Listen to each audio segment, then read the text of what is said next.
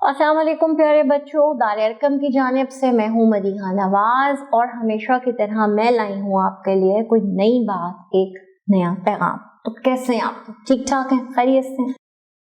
अच्छा, आप में से कभी किसी बच्चे ने ये जानने की कोशिश की कि आज से कई सौ साल पहले इंसान के हालात कैसे थे?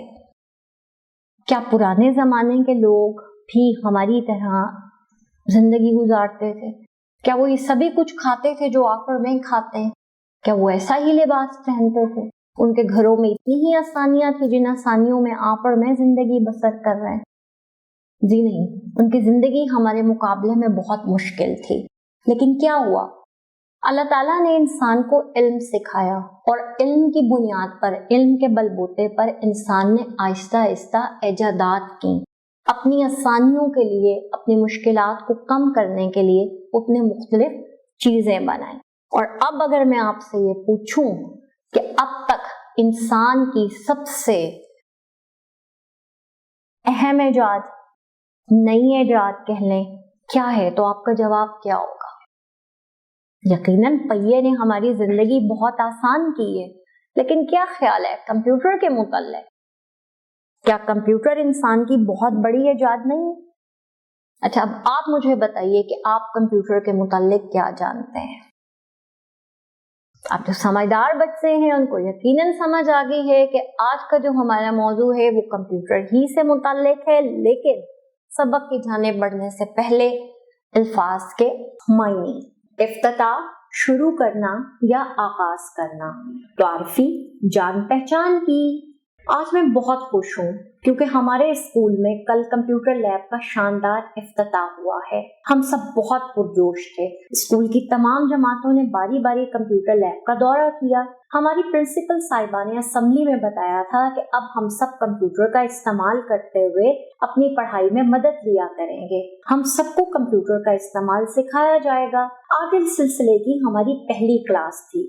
सबको अपनी अपनी बारी का बेचैनी से इंतजार था। हमारी बारी आई तो हम सब कतार बनाकर लैब की तरफ चले गए। कमरे के बाहर कंप्यूटर लैब की तख्ती लगी हुई थी। हम सब अंदर दाखिल हुए तो हमारी कंप्यूटर की मैडम ने मुस्कुराकर हमें खुशामदीद कहा। उन्होंने हम सबसे पूछा कि आप जानते हैं कि कंप्यूटर लैब किसे कहते हैं? आलिया ने फौरन हाथ खड़ा किया और बताया, वो जगह जहाँ कंप्यूटर पर काम करना सिखाया जाता है। मैडम ने आलिया को शाबाश दी और फिर कंप्यूटर की तारीफी क्लास का आगाज करते हुए कहा, प्यारे बच्चों, जिस तरह हम सब दिमाग रखते हैं बिल्कुल उसी तरह कंप्यूटर का भी दिमाग होता है, जिसे CPU सेंट्रल प्रोसेसिंग यूनिट कहा जाता है। मैडम ने हमें CPU की निशानदेही भी की। फिर कहा, कंप्यूटर के ये 4 हिस्से होते हैं। ये चारों हिस्से मिलकर काम करते हैं। कंप्यूटर तब तक कुछ नहीं कर सकता जब तक हम इसमें मालूमात दाखिल ना करें। कंप्यूटर से हम बहुत से काम ले सकते हैं।